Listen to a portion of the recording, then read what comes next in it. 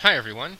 In this video, I'm going to be covering Activity 7-13, titled Joining a Computer to the Domain. This is from the MCSA Guide to Installing and Configuring Microsoft Windows Server 2012 R2. In my edition of the book, this activity begins halfway down page 312. A quick background about the activity. Joining a computer to a domain. You need, obviously, a domain controller, powered on and online. You'll need a service account or some sort of administrative account with rights to join a machine to the domain. In addition to that, you'll need a desktop, or you could even use a server. In this case, I'm using Windows 8. You can do this with Windows 7 or Windows 10 as well to join them to the domain. And in order to do that on the machine itself, the desktop machine that is, you'll need some form of administrative rights or an administrative password to make these changes. So beginning on the Windows 8 machine, we'll right-click on the Start button and select System. We see our name for the computer here, and we see we're part of a work group. That's what we want to change. We want to join a domain. So we'll select Change Settings.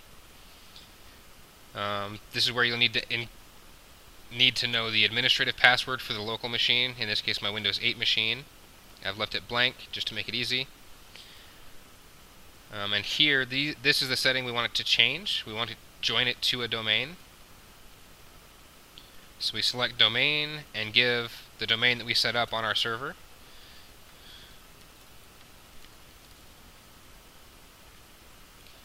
And it should prompt us for the account that has rights to join this computer to that domain. And I believe I have a test user set up for this. And then it takes a moment. That was actually really quick, probably because these are both virtual machines on my physical machine, so communication between them is going to be very fast. On a real network environment, that process may take a moment or two before you get this notification that you've been joined. It does require a restart to complete the join process. So we'll go ahead and close this and allow it to restart. While it does that, we're going to come back and look at our domain controller.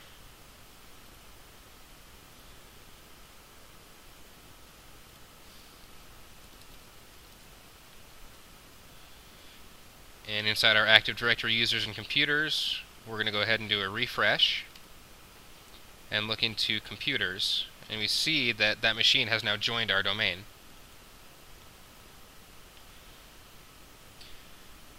So once our Windows 8 machine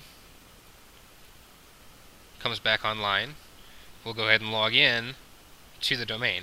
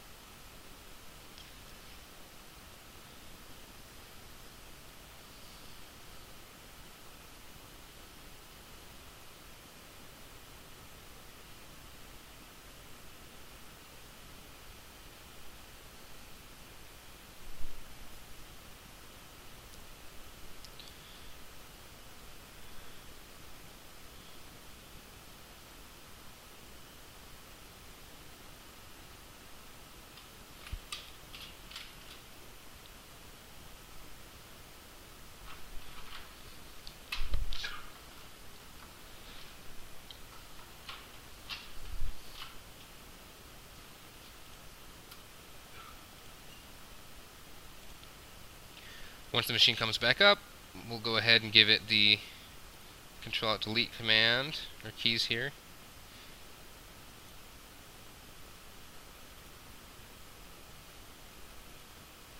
There we go. And so initially it wants to log in as the last local user that was logged in. I don't want to log in as a local user. I'm going to go ahead and come back and select Other User. And we can see that by default now it's going to try to sign accounts into the domain. So we can just use any domain account. If we wanted to log in back into the local machine rather than as a domain user,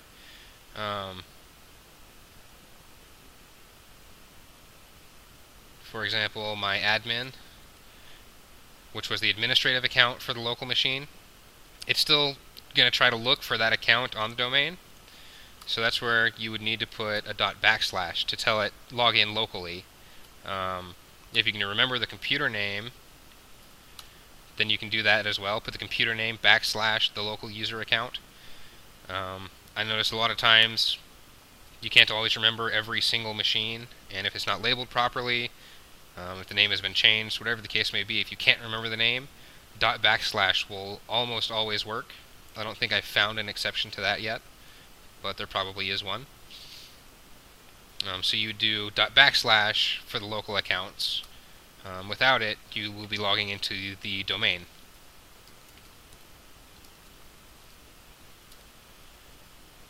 And so this allows you to log in to that computer with any domain account.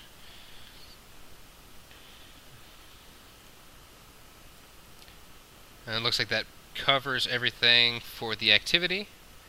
So I hope you enjoyed the video. As always, if you have any questions or comments, please feel free to leave them for me below, and I will try to reply to them in a timely fashion.